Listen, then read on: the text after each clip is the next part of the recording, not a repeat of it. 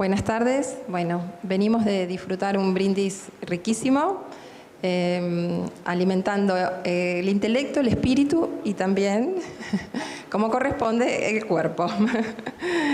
Bueno, les voy a presentar ahora una mesa muy interesante con un proyecto hermoso que se llama Argentina Key Titles, nuestros autores en el mundo.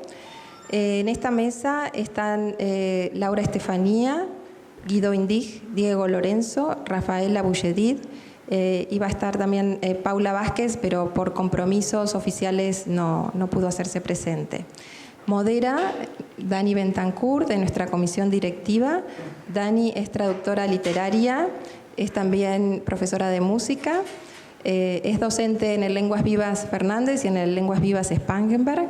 También es traductora para Editorial Fiordo, tradujo también cuentos para la revista Granta en español y, bueno, miembro de la comisión directiva, editora de nuestra revista digital Calidoscopio. Bienvenidos, bienvenidas. Bueno, yo les voy a presentar al panel.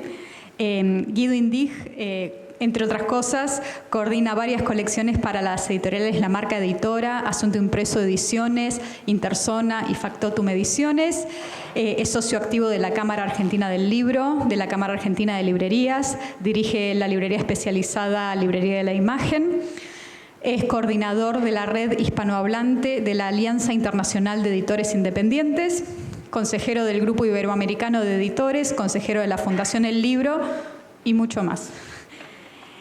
Paula Vázquez, que no pudo venir, es abogada, escritora y librera, magíster en Sociología Jurídica y en Escritura Creativa. Se desempeñó como concejala por el Distrito de Pilar y actualmente es directora de Asuntos Culturales de la Cancillería Argentina, entre otras cosas. Diego Lorenzo es licenciado en Letras de la UBA con especialización en Literatura Argentina y Latinoamericana y trabaja desde hace muchos años en la Dirección General de Asuntos Culturales de la Cancillería Argentina. Coordina las actividades de promoción literaria y cultural en ferias internacionales del libro y desde 2011 es el coordinador del programa SUR, del que habrán oído hablar y pueden investigar un poquito más online. Laura Estefanía es licenciada en Letras por la UBA, magíster en Literatura para Niños y especialista en Traducción Literaria, editora en Macmillan Publishers y actualmente está a cargo del catálogo Capicúa de BIR Editoras, entre otras cosas. Y por último, lo voy a decir sistemáticamente. Sí.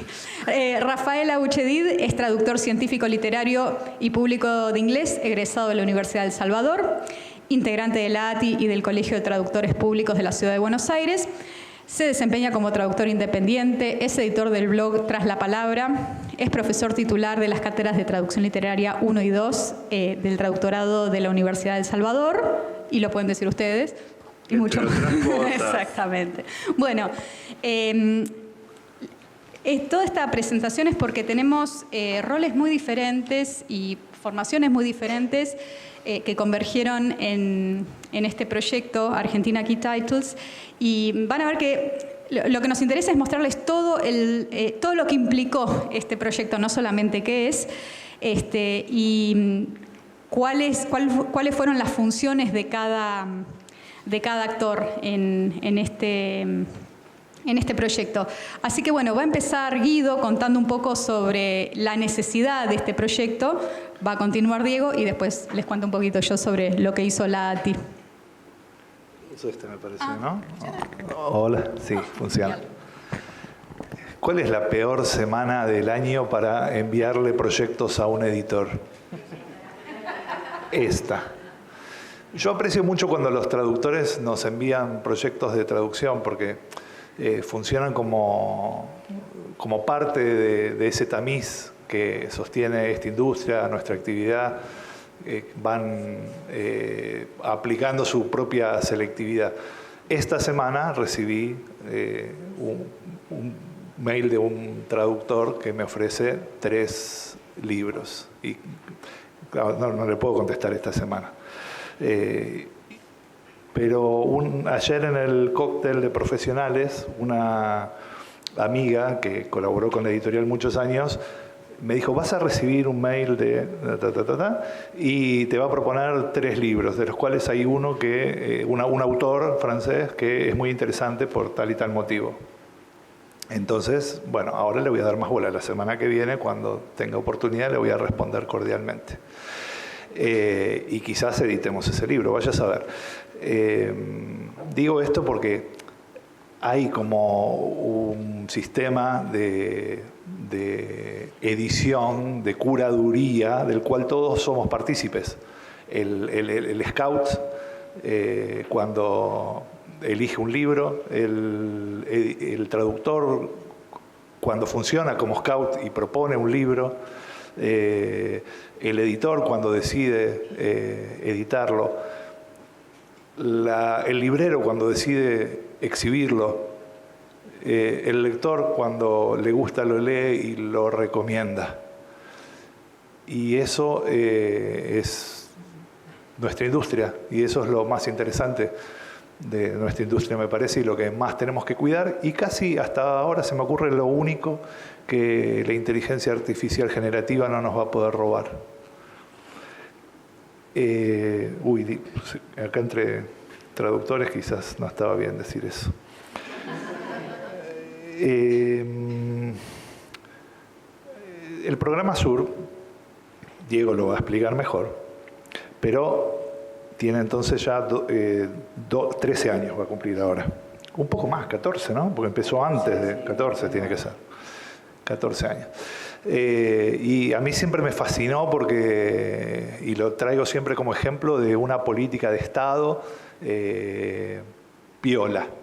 Y política de Estado, digo, lo subrayo porque dura, pasan los gobiernos y esto quedó instalado como algo que Argentina hace, ofrece, cada vez lo hace mejor.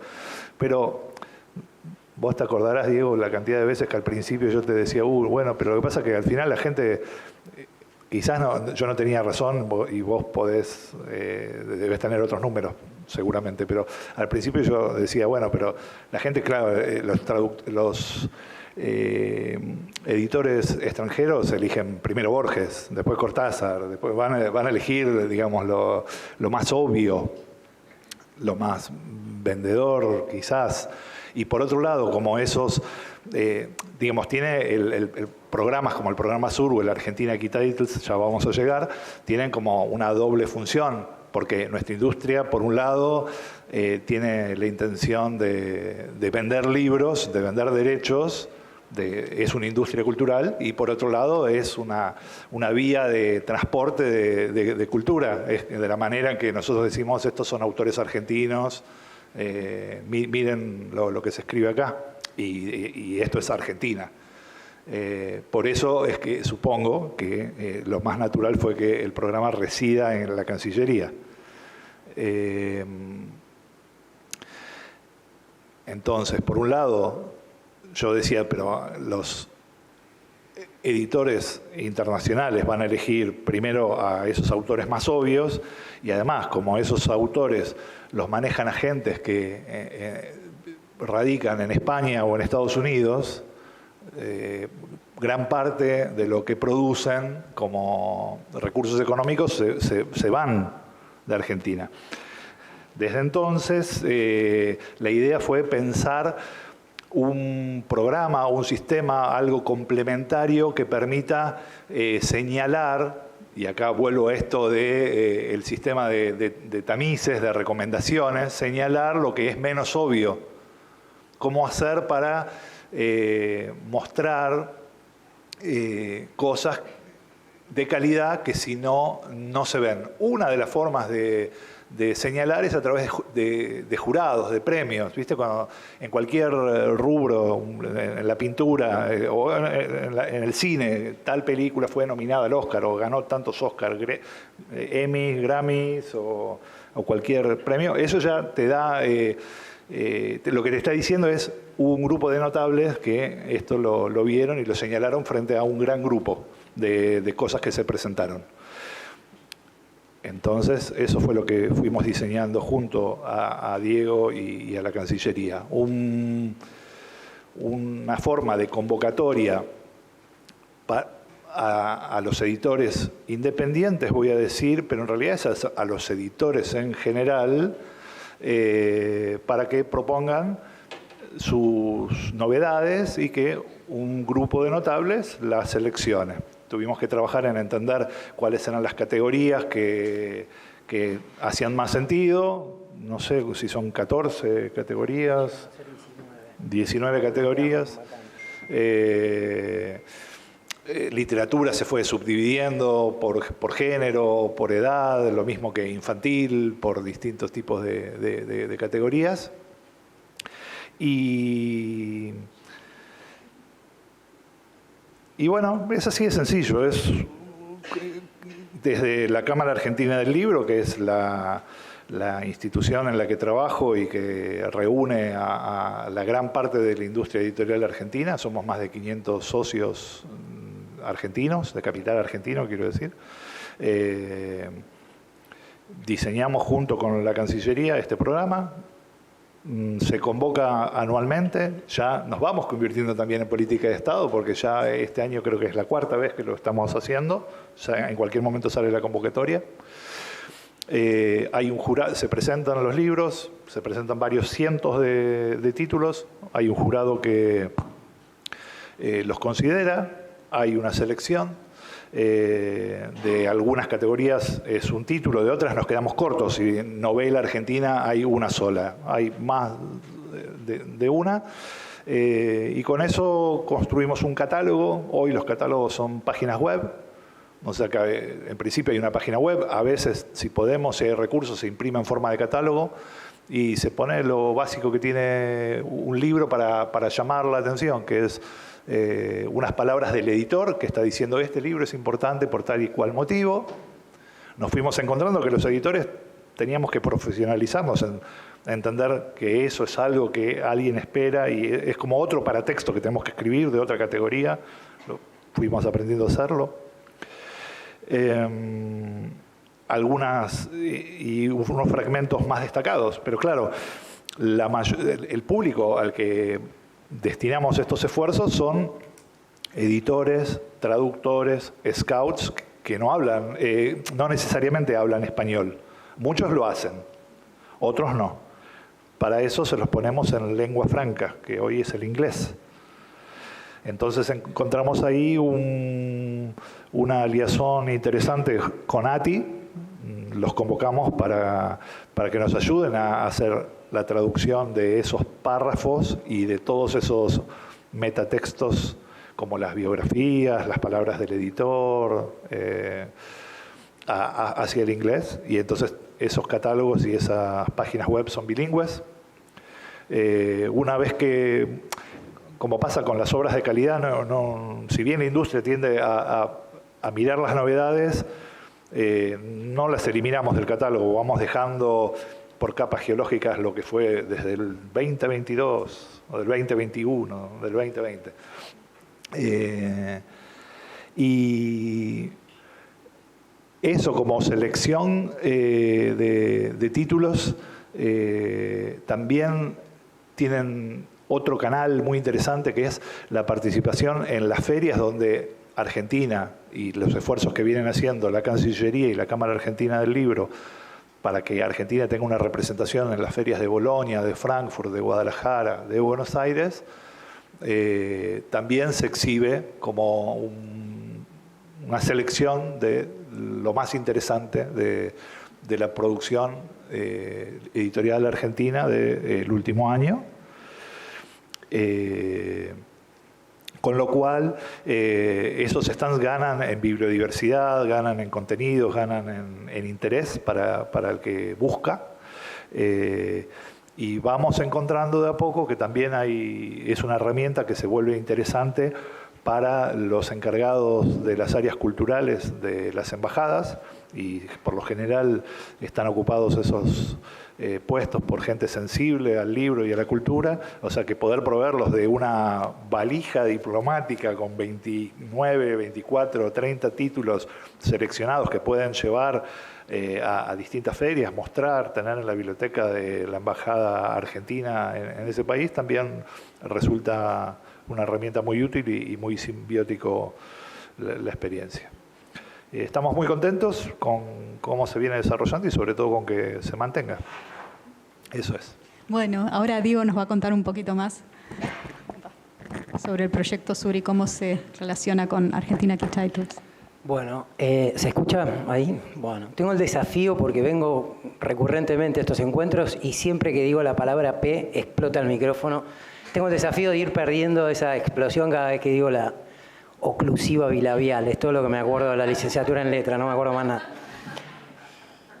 Como cuenta Guido, digamos, en Argentina los procesos de políticas públicas, todos los conocemos, no vamos a abundar en eso, pero surgen en coyunturas específicas, tal como el programa Sur, cuando Argentina fue país invitado, ¿no?, en la Feria del Libro de Frankfurt, año 2010, bicentenario de la Argentina, mucho presupuesto público, y en ese caso se pudo crear un programa de apoyo a la traducción que contaba con ciertas incógnitas y que tuvo para mí un primer gran acierto, que es consultarle al sector realmente interesado y específico y conocedor de qué es lo que esta herramienta debería contener, digamos.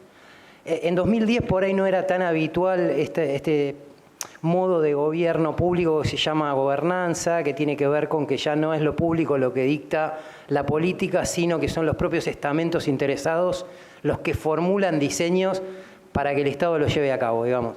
Entonces, ese fue un primer acierto en un sector que sabe, que conoce sus necesidades y que el Estado, antes de decir lo que hay que hacer, debería escuchar qué se necesita y de esa manera, digamos, generar un consenso. Fue lo que sucedió con el programa Sur y que sirvió a su vez como modelo de gestión para el Argentina Key Titles, porque se repitió esto, tanto la Cámara como un cúmulo de voluntades, porque tanto como con la Cámara como la Fundación El Libro, a quien de paso agradezco, digamos, que nos permita hablar de este tema, como la Asociación de Traductores, como muchas instituciones interesadas, en general somos gente bien intencionada, digamos, no nos va bien en lo económico, o sea que tenemos nuestras ideas y vamos a dar esas batallas, digamos. Entonces, un poco juntando esas virtudes en común, llamémoslo así, es que empezamos también a ver cómo desde lo público se podían articular instituciones profesionales. Y creo que lo superador, no voy a hablar del programa Sur porque después hay una mesa y porque ya lo conocen todos, así que no voy a abundar en eso, pero sí traigo a colación el sistema de gestión del programa Sur porque creo que lo que mejora al programa Sur en el Argentina Key Titles es que esta vez estamos profesionalizados todos, el sector privado y también las agrupaciones profesionales, en un trabajo de una sinergia conjunta a lo largo del año y repetidamente. No fue una vez, no fueron 2 veces, ya son varios años y ya hay una herramienta que, como bien decía Guido, también le sirve al personal, al funcionario público, al funcionario que funciona cuando está en el exterior, para tener una herramienta de hacer para lo que fue formado, que es básicamente, digamos, exportar, en este caso, capital simbólico, un bien intelectual, porque el derecho es un bien exportable, y hacerlo también con la cultura. Creer que solamente esos valores humanistas, de donde la cultura es solo lo simbólico, sabemos que no va, que la Argentina necesita esas herramientas, porque también hay una generación de divisas. Las industrias culturales, ustedes lo saben, casi trepa al 4% del PBI. Digamos, tenemos mucho también para ganar con estas herramientas que antes no existían. Entonces, desde un punto de vista muy optimista, yo vengo asistiendo a varias charlas que tuvimos acá en las jornadas profesionales, todas son muy enriquecedoras para quien hace gestión pública, porque conoce más y profundiza sobre problemáticas que tiene el sector, pero también tiene que luchar a veces, desde el lugar donde están sentados ustedes y en silencio, contra la muletilla de «y si no se hace nada». Y yo no sé, la verdad, si acá, digamos, rápidamente concentramos los esfuerzos, hay mucha gente laburando y se hace. Quizás habría que cambiar la muletilla y decir, ¿no se hace lo suficiente? Bueno, pero cambia la conversación, ya es otra conversación. Sabemos que se hacen cosas, sabemos que hay que perfeccionarlas, etc. Y me parece que el Argentina Key Titles es superador en este sentido, digamos. Se hacen cosas. ¿Las cosas son suficientes? Bueno, vayamos entonces a pensar una estrategia para esa suficiencia, pero no partamos desde una tabula rasa que no es tal. El programa Sur tiene más de 13 años de gestión, como dice Guido, este va por 4. ¿Por qué surge también, más allá de las buenas intenciones que teníamos en conversaciones en ferias y en espacios profesionales? porque los mismos agentes culturales de la diplomacia pública, cuando iban a presentar el programa Sur, recibían, imaginemos esta situación, en la capital de Serbia. Se presenta el programa Sur, levanta la mano un editor y dice, ¿y qué se está produciendo en la Argentina ahora? Grillos. Grillos en Serbia, ¿no? Yo no sé cómo suena. Pero nadie sabía, nadie tenía idea. Nos mandan un cable, que es la manera que hay para recurrir información formal desde la Cancillería. Nosotros le preguntábamos a la Cámara y todos se miraban y decían, y no sé, no está formalizado. Entonces, de esa cosa simple, digamos, de tenemos una herramienta que apoya algo que no tenemos información de qué es actualmente, empieza la necesidad de articularlo y generar, otra vez, desde una inquietud del sector privado, con ideas muy claras y fundamentos muy sólidos, y con el músculo y la mano larga que tiene la Cancillería, porque tiene más de 160 sedes en el mundo, se pudo generar una herramienta. Entonces, y en esto ya me pongo totalmente optimista, digamos, es que todos los que estamos acá de alguna manera involucrados, tenemos un desafío que es defender esto, cada uno desde su lugar, porque sabemos que vienen tiempos de cambio y porque, lo voy a decir directamente, los vicios de la alta política es que el que viene a refundar todo lo que se hizo está mal, nadie entiende nada, y después resulta que te muestran un tenedor como si el tenedor fuera una novedad. Y vos decís, pero mirá que yo ya pincho la comida con esto. No, esto es distinto porque este tenedor vos lo agarrás así, con 2 dedos, no es el mismo que tenían. Entonces, en la medida en que defendemos lo que ya está hecho y entender que la película no está cuando yo me siento en el cine, que ya arrancó y que está bien, en la eficiencia, digamos, de la gestión. Y por eso me gusta esto de remarcar la fortaleza que tenemos al ser varios los que lo hacemos, porque si un día yo me quedo sin presupuesto, hay otros que pueden también interactuar y generar todavía sinergias de gestión. Entonces, digo, esto también es una enseñanza superadora del programa Sur. La política es pública en la medida en que es privada desde el diseño, esto lo pienso yo, lo digo yo, desde que es privada, desde el diseño del interés y de la continuidad. Por supuesto que faltan un montón de cosas y estamos hablando ya del libro como objeto en términos de políticas públicas. Pero no es cierto que no se hace nada, la verdad. Se hace poco, se hace insuficiente, se hacen cosas que por ahí están desencaminadas, más allá de la voluntad, y puede ser, pero cambia la conversación. Por eso también celebro que podamos explicar, y va a venir la directora, a hablar del Plan Libro Argentino, que es una iniciativa mucho más vasta, que, digamos, subsume un montón de acciones que se hacen, porque a veces al Estado le cuesta mucho explicar lo que se hace. Y a veces cuando lo explica y lo explica mal, es realmente una catástrofe, ¿no? Porque entonces ya somos todos estúpidos. A mí me ha pasado de ir a ferias internacionales que nos traten como subnormales, solo por el hecho de ser argentinos, de estar en default, etc. Entonces, uno también lucha con prejuicios que la propia política genera y que la gestión desmiente, porque después, cuando las cosas funcionan, resulta que sí pagaban, que no porque están en default el programa Sur deja de funcionar, etcétera. Digo, con todo eso lidiamos un poco en la gestión pública cotidiana. Entonces, quería como cerrar con esto. Decir que nos sirve profesionalizarnos todos, ustedes como traductores, nosotros como gestores públicos, Guidos del lugar de la edición y todos los que estamos involucrados en esto, porque lo que nos va a hacer, para mí, digamos, fuertes y persistentes más allá de nuestra condición dentro del PBI de la Argentina, que es el que es, el de la cultura, es la eficiencia, pero sobre todo, digamos, esta idea de que no peleamos solamente por lo nuestro, sino por lo que tenemos en común. Bueno, eso quería decir, perdón si hablé como un predicador, pero me pegó así, y es porque es el aporte que por ahí no se conoce de cómo funciona el programa Sur, la Argentina Quitante, junto con el programa Sur en el exterior. Gracias. Muy bien, ahora eso. Nos gustó la de predicador. No quiero subirme a eso porque tampoco me para nadie, pero voy a retomar esta idea de qué se hace, qué no se hace, desde el lugar de la ATI, porque estamos, digamos, siguiente creo que es. No, bueno, no importa, la anterior. Ahí estamos, perfecto. Por las dudas, qué sé yo. Ellen no sé si lo conoce. ¿Sí? ¿Sí? Vos me vas a entender. Sí. Además del que no se hace nada, no va a salir en grabación, así que repetilo. Dale. Además del que no se hace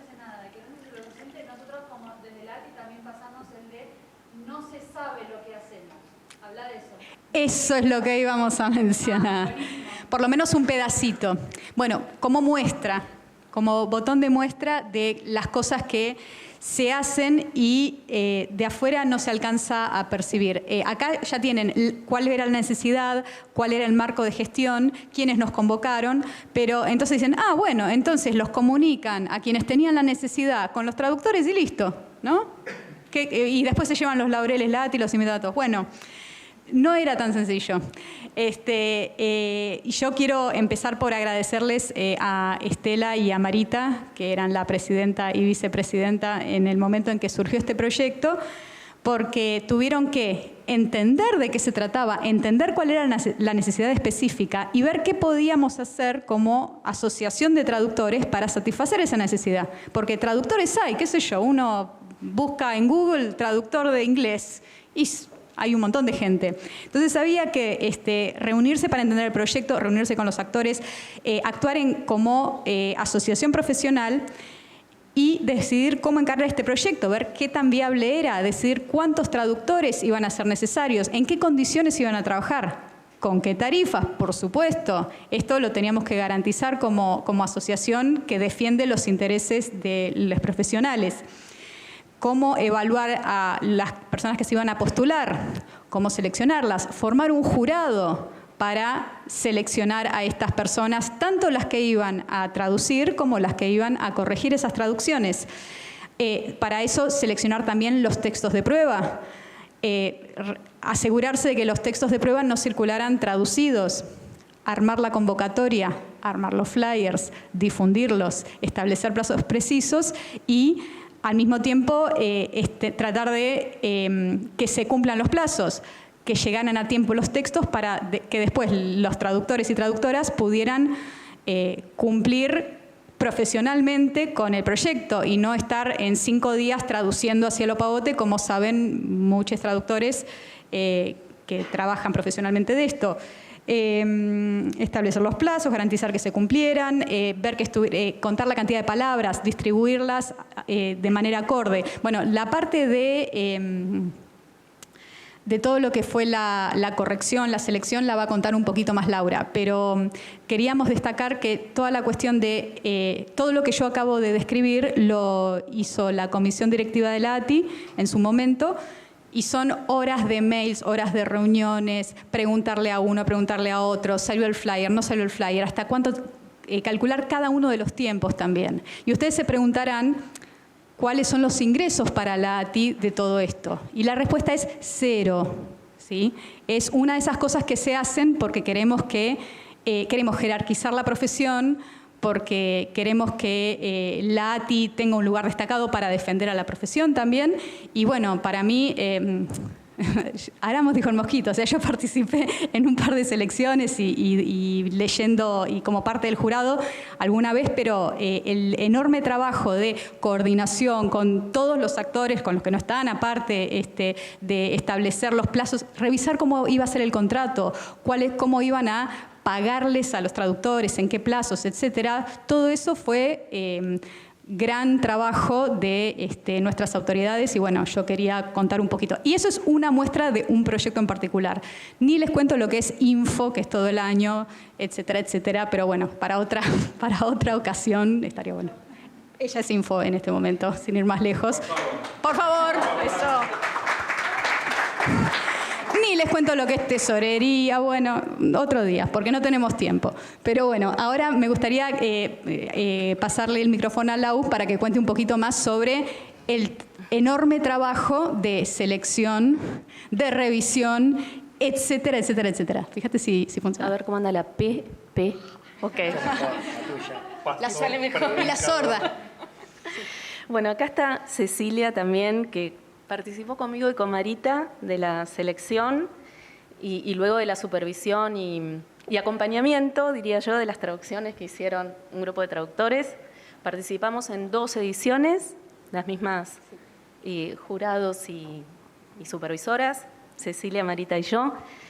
En la primera convocatoria se presentaron 12 traductores, no fue muy masiva. Esa igual fue la primera vez y fue, bueno, saquémoslo, informémosle a todo el mundo, fue un poquito el tiempo que tuvimos también. Y también fue un poco sobre el pucho, bueno, sí. las dificultades de lo que es la primera edición de algo. En la segunda se presentaron más, la del 2022. Igual, a mí me parece que la cuestión de la traducción inversa está tal vez rodeada de una idea que la traducción inversa de literatura está sospechada, como que uno debería traducir literatura a su propia lengua. Yo creo que ese prejuicio, quiero llamarlo así, se está atenuando porque está basado en una idea de traducción, de lenguaje, de literatura, que no es la que yo tengo y que creo que muchos de ustedes acá tampoco. La traducción literaria no es la búsqueda de equivalencia exacta, porque si fuera eso sería una utopía y una imposibilidad.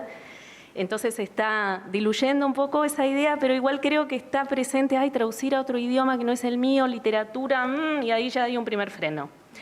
Y el otro desafío que puede haber sido intimidante es, bueno, Guido mencionó 19 categorías, se traducen en 19 géneros discursivos diferentes. Estamos hablando de ensayo, novela, cuento, libro práctico, poesía, libros para niños de distintas edades. Es decir, creo que es un muestrario de géneros discursivos. Si alguien da clases de lengua en el colegio podría usarlo. ¿Qué es un género discursivo? Acá tenés todos. Entonces eso también fue, creo yo, un poco intimidante en estas dos primeras ediciones. Y era también un desafío para las revisoras, para nosotras, y también una variable que tuvimos en cuenta en la selección, porque justamente una característica necesaria de los traductores era la flexibilidad y la muñeca para circular entre géneros discursivos, porque hay quienes traducen maravillosamente poesía, pero se enfrentan con un libro práctico de autoayuda o de psicología y no funciona tan bien, o que están muy especializados en un género discursivo. Entonces tenían que ser traductores que pudieran navegar entre géneros y que tuvieran mucha experiencia y muñeca y una sensibilidad lingüística bastante desarrollada. Y otra cuestión, que era una variable y un factor a tener en cuenta, es que no solo había una gran variedad de géneros discursivos en los fragmentos, sino que tenemos géneros discursivos diferentes en la descripción de la editorial y presentación de la editorial, y lo que es más difícil, y que acá Guido mencionó que los editores no están muy entrenados en el trabajo con el pitch, con la presentación en inglés de por qué mi libro es buenísimo y vos lo tenés que comprar. No sé si está eso muy desarrollado, tal vez, Diego, esto sea porque no tenemos mucha experiencia todavía en presentar en inglés lo geniales que son nuestros libros y que todos los scouts, agentes y editores los tienen que comprar y hacer cola y sacárnoslos de las manos. Pero lo que nos pasó fue que esos textos de presentación eran muy variados, porque cada editor escribe con su propio estilo, con su propia idea de lo que tiene que ser ese pitch. Había mucha variación en esos pitch, había que unificarla, había que hacer algo consistente. El catálogo es uno solo, tenía que parecer una misma voz, no que hablaba Guido y después hablaba el editor de Coligüe y después hablaba... No, eso tenía que estar cepilladito, homogeneizado. Y otra cosa que pasa es que en inglés hay otra manera de manejar ese pitch. Nosotros somos un poco secotes en castellano, por lo menos en Argentina, ¿no? Si yo le escribo a Guido, yo tengo una relación con Guido, trabajé para él varios años. Esa relación. Y si yo le tengo que escribir a Guido, le digo, che, Guido, tengo un libro buenísimo. Es una novela feminista de María José Punte, tenés que publicarla. Bueno, eso en inglés no es así. Eso caería muy mal en inglés. Yo trabajo ahora en una editorial, en BIR, escribo todo el tiempo mails y digo... Dear Pascal, I hope you have had a wonderful start into the new year. I hope you are having a wonderful day. Y es todo mucho más cheesy, cursi, y ellos esperan encontrar ese discurso, ¿no es cierto? Son otras reglas de cortesía. Y entonces, para ablandar en ese sentido la escritura de nuestros traductores, les mandamos catálogos de organizaciones como Pro Helvetia, Ramón Llull, que tienen publicaciones, como tenemos nosotros el catálogo de Key Titles, donde manejan ese registro. Entonces está los 12 títulos suizos de Pro Helvetia, que es una revista que se publica anualmente. Entonces, ahí está. Dear readers, we are thrilled to treat you to these wonderful titles. ¿No es cierto? ¿Entienden que es otra cosa? Para nosotros no funciona eso en Argentina. Pero si vos lo pones en argentino, no seducís a nadie. Y acá no había que perder de vista en ningún momento, desde el principio hasta el final, el propósito de este catálogo. Lo primero que va a leer un scout, un agente o un editor es ese pitch. Y ese pitch lo tiene que dejar tirado en el piso de la emoción, ¿entendés? Porque quiero que me compre los derechos de traducción de esa novela. Entonces ese pitch era hasta más importante que el fragmento de literatura que después se traducía. Esto, bueno, en las fases iniciales también les compartimos una guía de estilo para que hubiera también una consistencia en cuanto a decisiones de puntuación y cosas más básicas que tienen que ver con la escritura. Y después en el acompañamiento, en la primera edición nos acompañamos también las revisoras porque también era un poco nuevo para nosotros. Sí, no sabías, acá me pareció esta palabra, ¿qué te parece? Bueno, estuvimos con Cecilia, nos volvimos locas, yo tuve que dejar una materia que estaba cursando, no fue un laburo infernal con ella. Perdón, Ceci, perdón. Sí. Creo que tendríamos que haber hecho una especie de retiro espiritual de... Sí. En la segunda ya estábamos, creo yo, un poquito más entrenadas y no nos consultamos tanto, tal vez alguna cosita muy puntual. Y nos enfrentamos con desafíos muy grandes. Cecilia trabajó con Rafael, a Cecilia le gusta mucho y está muy entrenada en la traducción de poesía, y entonces ella también se abocó más para ese lado. A mí me gustó más, por supuesto, la parte de libros para niños, que es mi especialidad. Entonces un poquito nos repartimos, pero intentamos que fuera bastante variado también lo que nos repartíamos. Y bueno, hubo desafíos enormes. Para mí el que me marcó así, que me dijo, acá yo trabajé en esto y me quedó una marca, es un texto de Horacio González. No sé si conocen el libro Fusilamientos, muerte en primera persona. Un libro maravilloso que se presenta como un ensayo. Bueno, a ver, se redefine la palabra ensayo con ese libro.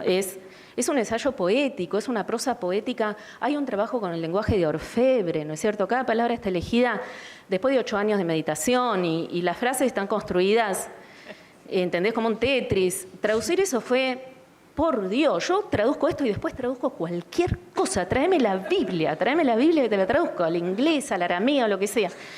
Y la que la tradujo fue Julia Benseñor, hizo un excelente trabajo y luego hubo un intercambio, ¿no es cierto? Y me acuerdo de una situación en particular. Horacio trabajaba mucho con paredón. Claro, el libro sobre fusilamientos, la palabra paredón aparecía muchísimo. Y no hay una palabra en inglés que diferencie pared de paredón. ¡Wow! Entonces, Julia me decía, ¿qué hago para poner paredón? Dije, bueno, pará. Sur tiene que estar traducido al inglés, el tango, ¿no es cierto? Sur, paredón y después. Me pongo a buscar large wall.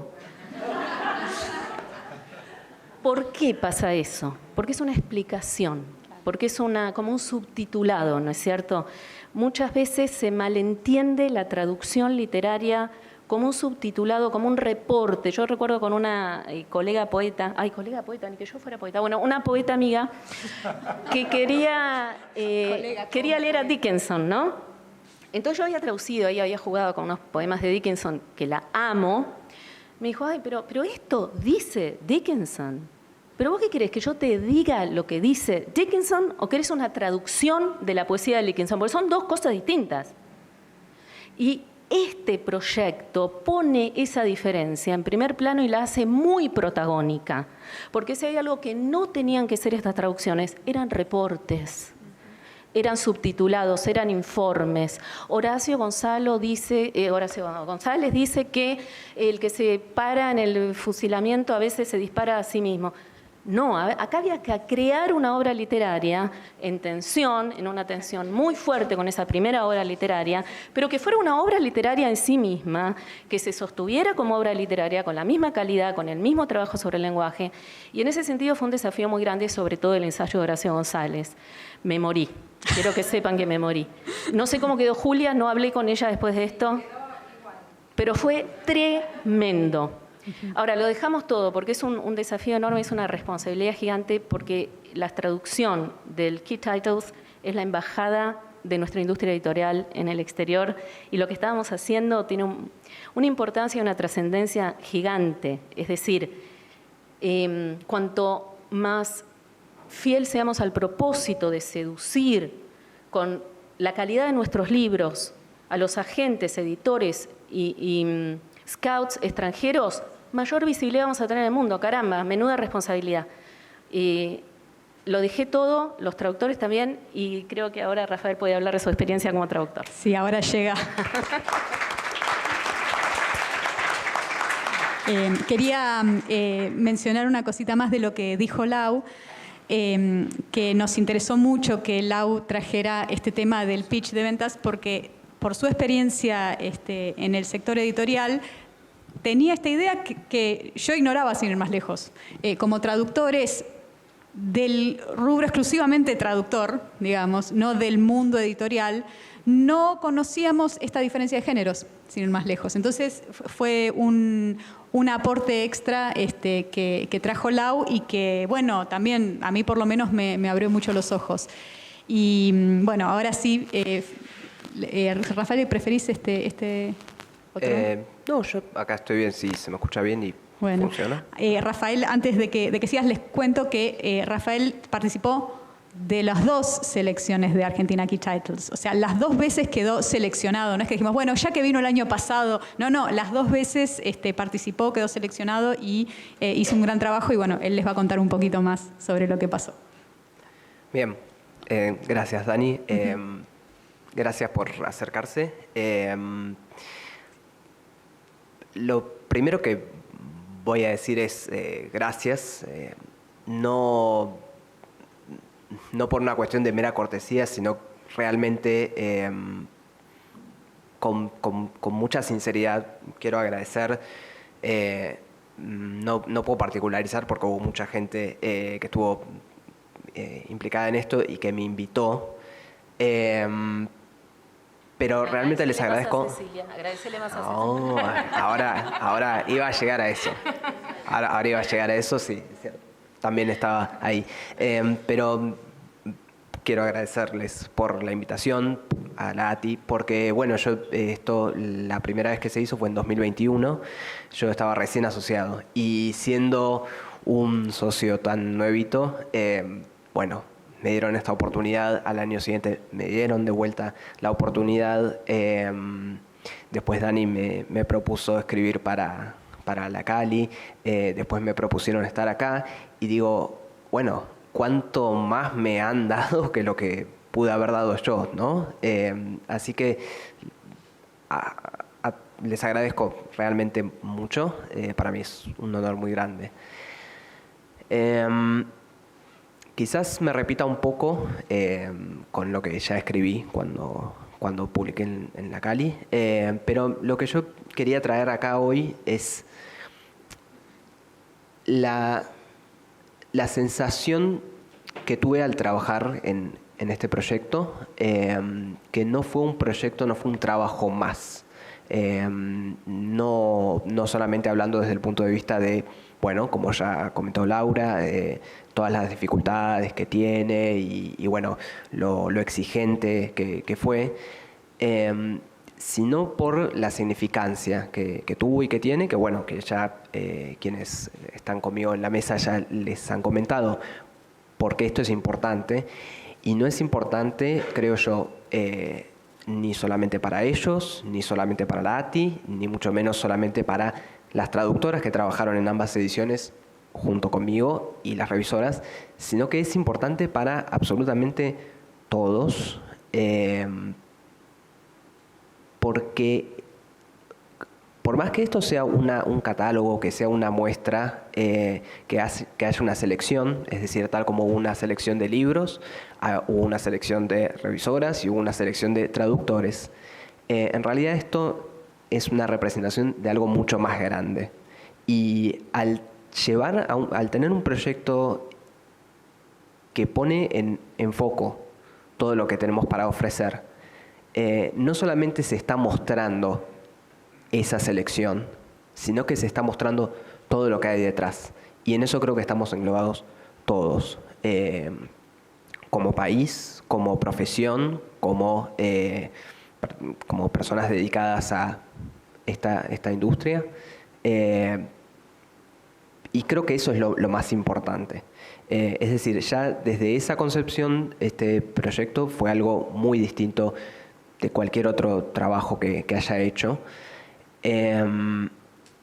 Y por eso digo, no fue un trabajo solamente, fue realmente un honor haber sido invitado a participar. Rafa, te interrumpo un segundo Sí. porque si quieren leer un poquito más de lo que contaba él, pueden buscarlo en el calidoscopio que está en esa en particular. O sea, ahí se pudo explayar un poquito más, pero adelante, sí. Gracias. Sí, igual yo con la escritura tengo mis cuestiones, así que no sé qué es lo que estará ahí, si les interesa o no, pero bueno. Y otro punto que quería resaltar de mi experiencia al traducir, a ver, obviamente podría contarles qué tipo de textos tuve, hubo algunos textos en particular que, digamos, por la riqueza que tenían, por lo bellos que eran, especialmente los poemas. En 2021 me tocó un poema de Tamara Kamenstein y en 2022 un poema de Susanna Tenon. Bueno, podría hablar de los textos, pero estando acá entre traductores y traductoras y viendo acá a algunas personas por las que tengo un sumo respeto, algunos a quienes conozco, algunos a quienes no, pero que, bueno, son personas realmente admirables. Creo que lo más indicado para mí no es hablar sobre la traducción de los textos, que en otro momento lo podemos hacer, sino sobre el buen clima que hubo de trabajo. Y el punto fundamental fue que es un proyecto que desde su concepción siempre se manejó en equipo y siempre con una idea de trabajo comunitario. Digamos, ya desde la concepción del proyecto, desde la selección de los títulos, desde el encargo a la ATI, desde la selección que hizo la ATI, desde toda la gestión y hasta incluso ya en la traducción, porque por más que yo haya traducido en mi casa, siempre estuve acompañado por Cecilia especialmente, que trabajó más de cerca conmigo, también por Laura, por Dani, por todo el mundo, por mis colegas también, porque también nos consultábamos. Y se desarrolló todo de una manera muy humana. Y eso me parece que es lo más importante. Yo creo que el hecho de hacer una selección de un catálogo, el hecho de promocionar algo que, como decía, es una muestra pequeña, pero que en realidad engloba algo mucho más grande, me perdí con lo que iba a decir. No, esta idea global, sí. Quiero decir, es algo que va mucho más allá. Realmente me perdí con lo que iba a decir. Tenía toda la idea hermosa armada en la cabeza y la acabo de perder. Pero quiero decir, hay todo un gran trabajo detrás y siempre nos sentíamos acompañados. Como decía, en lo humano fue... ahora me acordé. Mis disculpas. Es que es como que en cierta manera, digo, uno forma un estándar, ¿no? Como una especie de ideal, un objetivo de calidad de producción, de calidad de trabajo, en todo sentido. Y todo lo que no forma parte de esa selección, es bueno que tenga esas referencias para aspirar a lo que es la idea de un buen trabajo en todo sentido, en sentido técnico, pero también, como digo, en sentido humano. Y más allá de la parte técnica, la forma en la que se trabajó, digamos, la linda relación que desarrollé con mis colegas, también eso fue para mí como un estándar de esto es un buen trabajo. Y realmente, por ejemplo, bueno, acá yo traje un par de los comentarios, el ida y vuelta que teníamos con Ceci, no para mostrar, bueno, a ver qué decisión tuvimos y demás, porque eso puede ser interesante en otro contexto, sino para mostrar la calidez con la que Ceci me envió su revisión, su corrección, también para mostrar la apertura que ella tuvo, y digamos, hablo de Ceci porque justo con ella trabajé, pero Laura yo sé que es exactamente igual de humana en eso. La apertura que tuvo para también yo, bueno, consultarle, hacer como mi contracorrección si se quiere. Y después, en otros momentos también lo importante de, en un momento ahí creo que elegí una parte, no sé si se muestra acá, que ante una corrección mi respuesta fue sencillamente gracias. Eso. Y esto, no sé, yo pienso que es así como debería ser todo. Y lamentablemente, en otras experiencias que he tenido, no siempre las cosas han funcionado así. Y yo pienso que esto es lo que quiero rescatar, que este proyecto, más allá de toda la importancia que tuvo y que tiene de acá en adelante, también se manejó de esta manera. Y con este, como digo, este estándar, este objetivo, este ideal de lo que es un buen trabajo. Un buen trabajo desde lo técnico, un buen trabajo desde lo humano. Y yo pude haber aportado algo de mí para esto, pero tal como yo, hay montones de colegas que tienen mucha más experiencia que yo, que tienen quizás mucho más para ofrecer que yo, y sin embargo yo de acá me llevé, creo, mucho más que lo que yo di. Me llevé aprendizaje, porque me llevé aprendizaje en lo, digamos, en la profesión, me llevé una excelente relación con colegas, me llevé afecto también, y creo que lo importante es agradecer eso, porque así, digamos, siendo corregido es que uno aprende, por supuesto siendo bien corregido, ¿no? Y eso fue lo que también yo me llevé.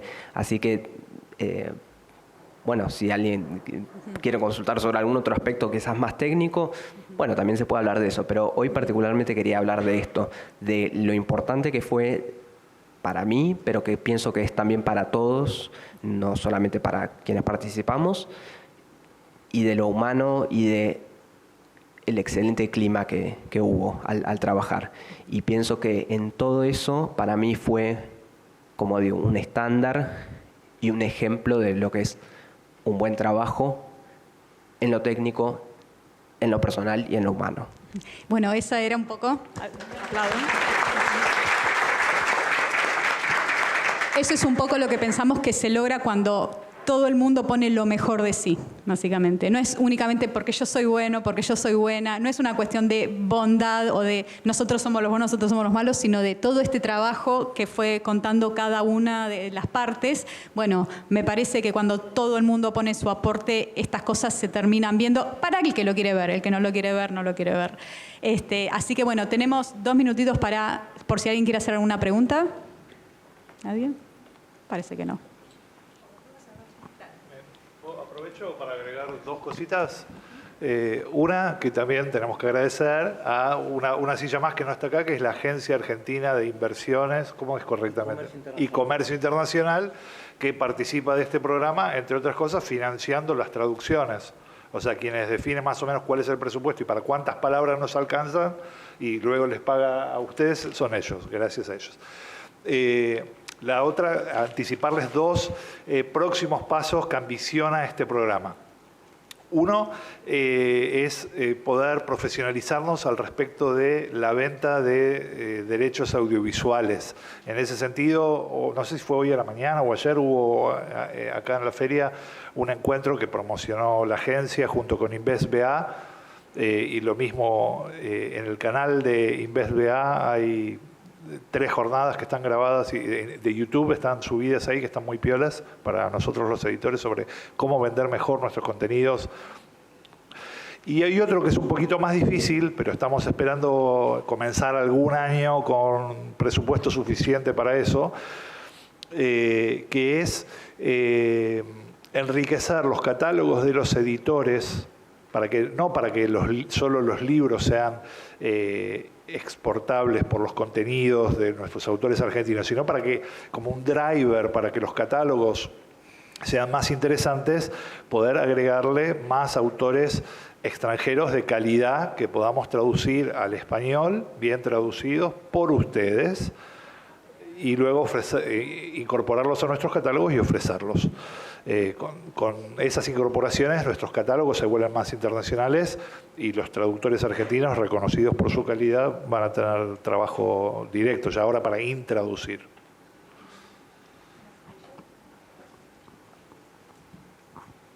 ¿Qué tal? Mi nombre es Cecilia de la Croce, estoy un poco ronca. Quiero agradecer todas las menciones, pero además quería destacar como miembro de ATI desde el lado de la traducción, en la participación en este proyecto, ATI le está abriendo la puerta a través de una selección muy rigurosa, por cierto, porque la prueba no era nada fácil. Y Rafael, no digas, agradezco que me dejaron participar. Él se ganó la oportunidad de participar 2 veces. Pero bueno, la oportunidad de participar, pasando esta prueba bastante rigurosa, se abrió a varios traductores, muchos de ellos bastante nuevitos, con tal vez no tanta experiencia, pero con una calidad de la que dieron pruebas.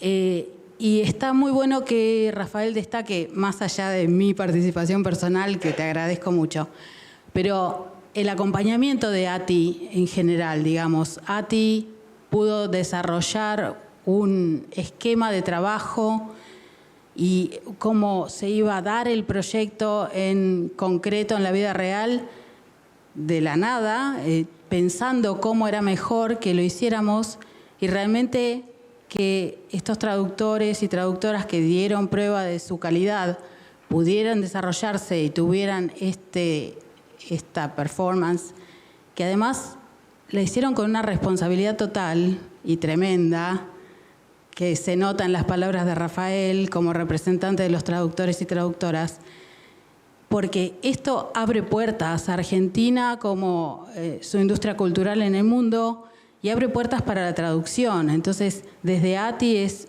importantísima esta labor para abrir las puertas a traducción de libros que se van a difundir en otros mercados. Así que quiero subrayar y pedir un aplauso para ATI. Agrego yo, me meto, porque yo también estuve en la selección de los textos.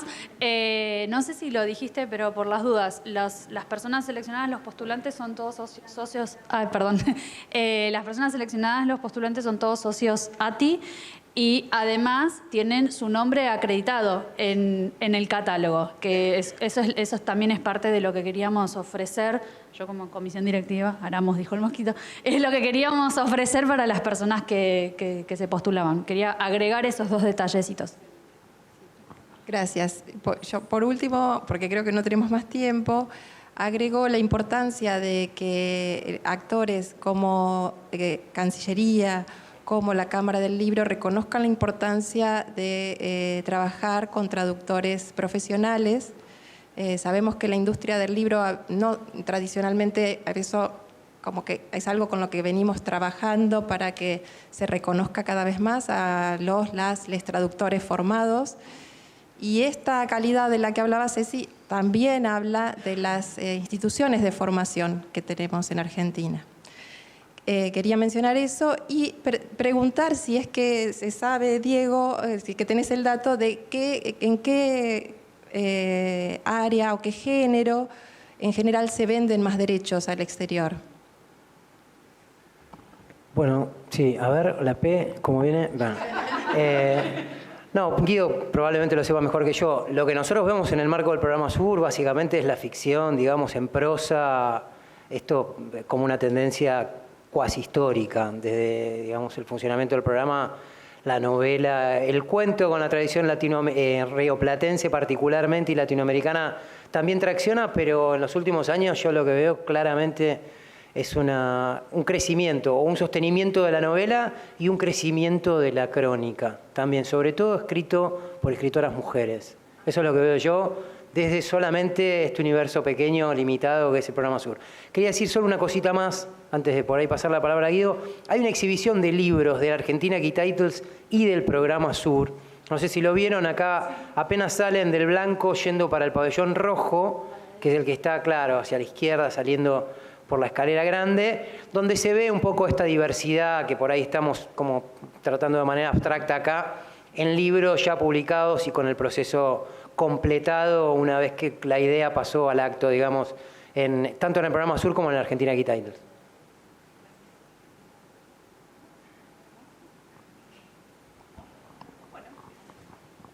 Bueno, les agradecemos mucho por haber venido a ver esta mesa.